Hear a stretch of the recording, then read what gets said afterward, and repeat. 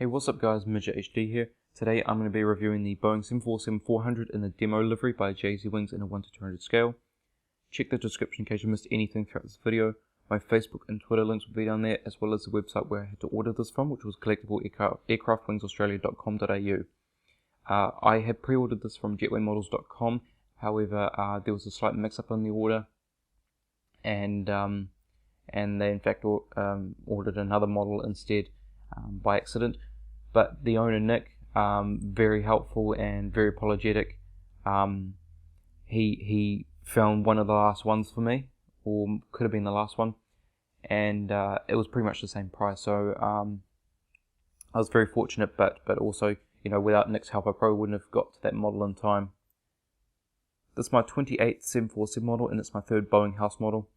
Some information about Boeing. The operations base is out of Chicago, Illinois. They were founded on the 15th of July 1916 by William Boeing in Seattle, Washington.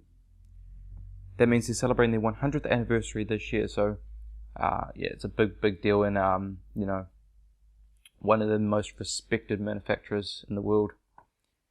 The Boeing Company is a multinational corporation that designs, manufactures, and sells airplanes, rotorcraft, rockets, and satellites. The Boeing 747 is one of the most recognizable aircraft in the world, and it was the first wide-body ever produced. The original version of the 747 had 2.5 times the greater capacity of the 707, one of the common large commercial aircraft of the 1960s. The original variant, the 747-100, first flew on the 9th of February 1969 and made its commercial debut with Pan Am on the 21st of January 1970. The 747 held the passenger capacity record for 37 years, with over 1,500 747s delivered.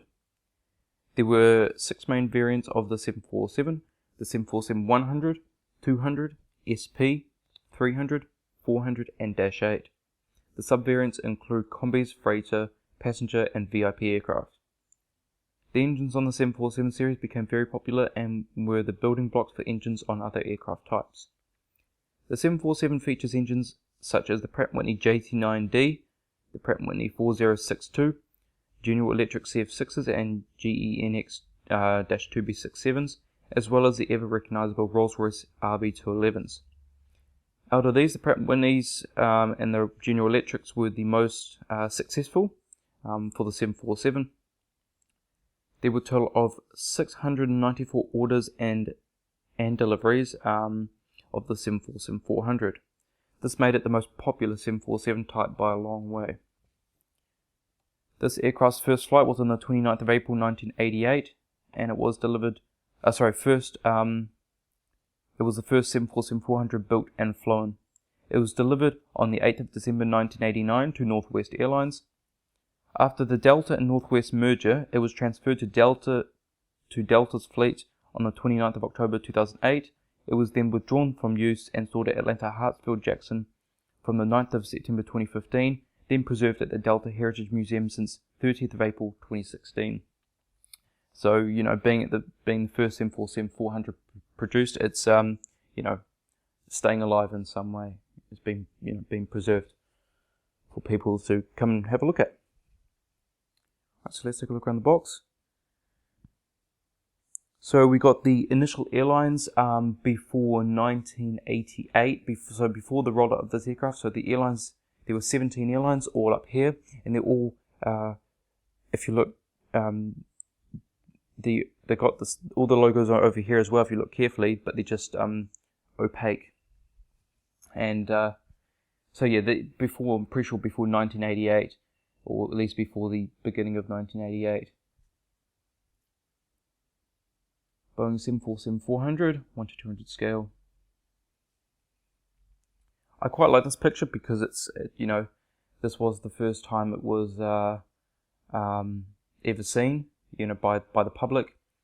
So it was held, you know, massive gathering inside the main hangar. On the back of the box, there isn't much. Just got the warnings down at the bottom, Collectible Aircraft Wings Australia sticker, which I will remove later, but that's what they put on all their boxes, and the JC Wings logo. On the top of the box, and then on the bottom.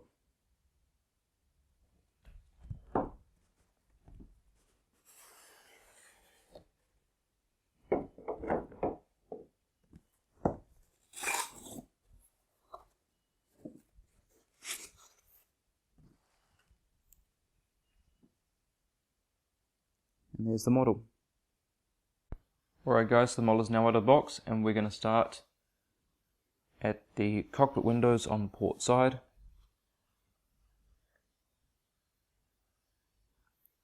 Alright, so we have the cockpit windows, window wipers, the nose cone, and I hope that's a slight bit of a scratch, or scratches at the front, but not too noticeable. But yeah, it's not desired. The nose gear door, there's nothing printed there, but that's fine. You can see the landing lights are also there at the front. We have the Boeing 747-400 titles, and here are the airlines that that ordered the 747-400, or before 1988, as I said before. So I'll go in order. So we got Northwest, Singapore Airlines, KLM, Lufthansa, Cathay Pacific. Then we got ANA, British Airways,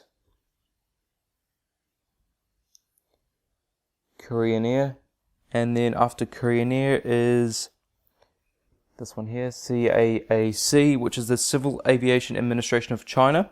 They actually split, and the 747s were taken up by Air China. Then next one is Qantas, United Airlines, Thai, China Airlines, Japan Airlines, Air New Zealand, Malaysia Airlines, and Air France. Not sure what this last logo here is. It's not of an airline. If someone could tell me, I'm sorry, this is as close as I can get it. My zoom on my camera, but yeah, I'm not actually sure. It's probably just a manufacturer type logo. And then you can also see below, under here, we've got Pratt Whitney logo, General Electric logo, and Rolls-Royce logo. One big mistake really is the fact that they're using the current Air New Zealand logo. The colour you got the white Koru fern, the white Koru, and the box is black. Well, that's Air New Zealand's current scheme. Back in 1988, this was before they even applied the Pacific Wave livery, the one that they replaced with the new livery. They had teal colours. So, in fact, the box should be teal, because teal, it was the correct colour of the logo back then. So, that is a mistake completely made by JC Wings, and, well, I hope they don't mess up next time, because it's a mistake that shouldn't happen at all. And I'm kind of annoyed by that, seeing I'm a big New Zealand fan, and when something like that happens, it feels degrading in some way. But yeah, we got the inboard landing lights, and then we come to the on the side here. This is as you can see, it's a Pratt & Whitney logo on the engine. This is a Pratt & Whitney PW4056 engine, one of the more popular engines. Inside the engine, the fan blades do spin.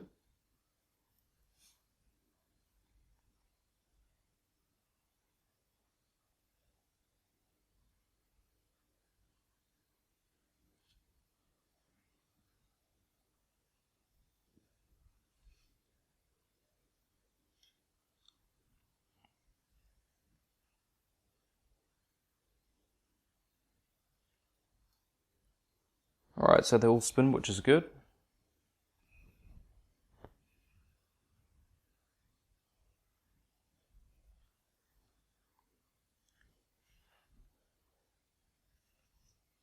And we see the number 1 engine here, and the winglet. Oops. There we go. Okay. And the red navigation light. And then back onto the fuselage,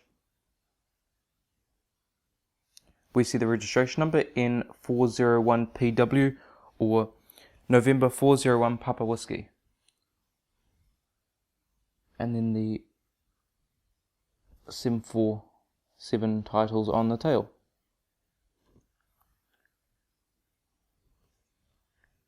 Okay, now onto the APU.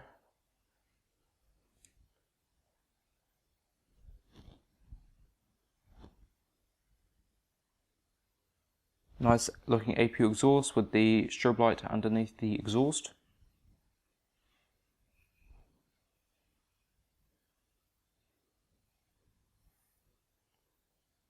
And now to the cockpit windows on the starboard side. Cockpit windows, window wipers, pitot tubes, static ports, and we have all the airlines there, and the engine manufacturers, as well as the Boeing 747-400 titles, and the front cargo container door, the inboard landing lights,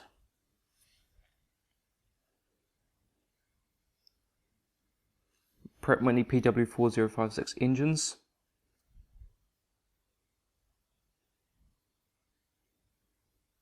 and then the winglet on the side with the green navigation light.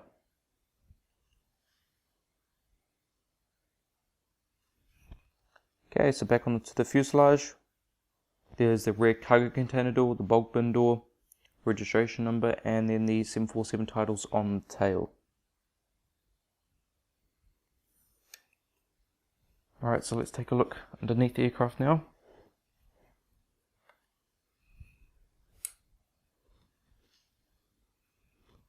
Okay, so we have the nose gear and gear door, and then we have an antenna right there, which I don't think I've seen before on the 747. I might be wrong.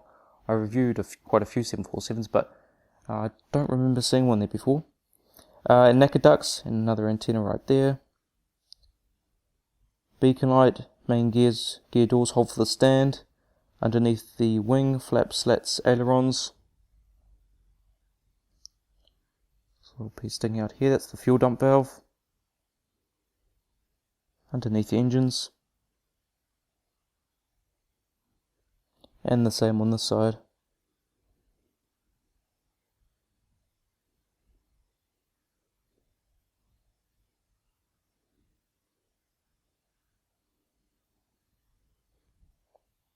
Continuing down, we have two antennas right there.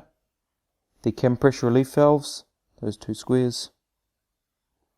And an antenna down to the APU housing.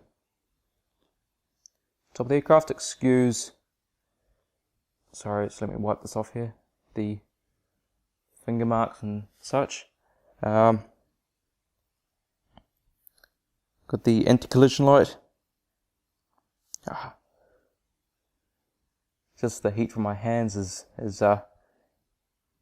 causing a bit of condensation on the model, so you can see it around the antenna there. Anyway, ADF antennas on top of the wing, flaps, slats, ailerons, and spoilers.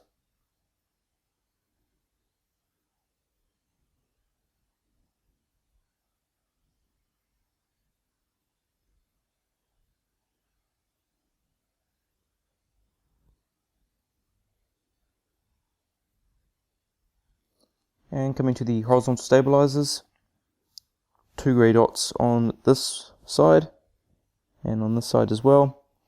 They are the logo lights that light up the tail at night time.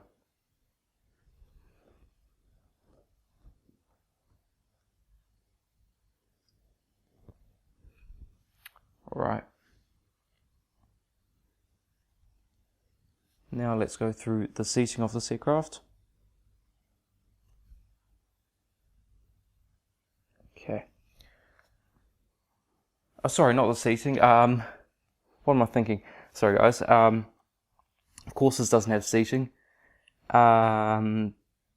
because it's a test aircraft at the time. So I apologise for that little mistake there. But onto the features of this model now. Rolling landing gear, and they all roll, which is a great thing. The gears don't feel like they're going to come out. The two wing mounted gears are tighter to get in, but they are in there. They're not going to wobble out, and they're not in there so tight that you can't get them out. They're in there quite firm, and you know, they're very sturdy. So that's a good thing to see from JC Wings. Landing gear do tilt, and the nose gear does swivel. So yeah, really good signs on the landing gear. You know, because you know they've had a lot of problems. All right, so now onto the stand. It's a normal JC Wing stand with the black Boeing logo, 747-400 and scale 1 to 200. A wooden base. Blue film here to protect the metal on the back, which I just remove.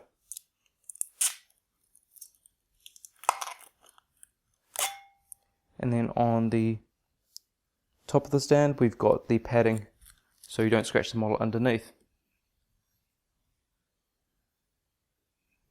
Alright.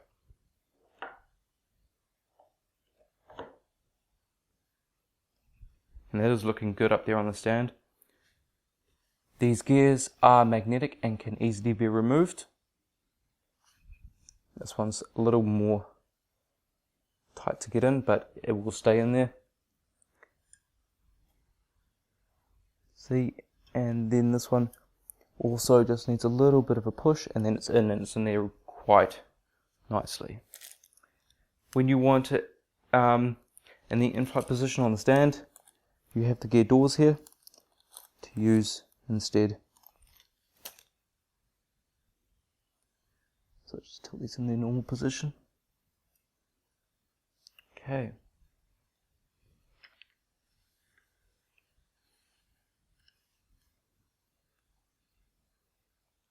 It's pretty much going to be the end of the video. I hope you guys have enjoyed. Please leave a like if you did. Comment, tell me what you think of this model. Tell me if you're going to get it. It's a beautiful model, apart from the Air New Zealand logo, because that is wrong. But if you don't really care, most people wouldn't really care, but you know, for those that do care about their airline, I'd say it's one to think about, because yeah, the logo is not correct, but it is a stunning model. I love the nice polished finish. It never gets old. It's a shame that pretty much doesn't exist anymore.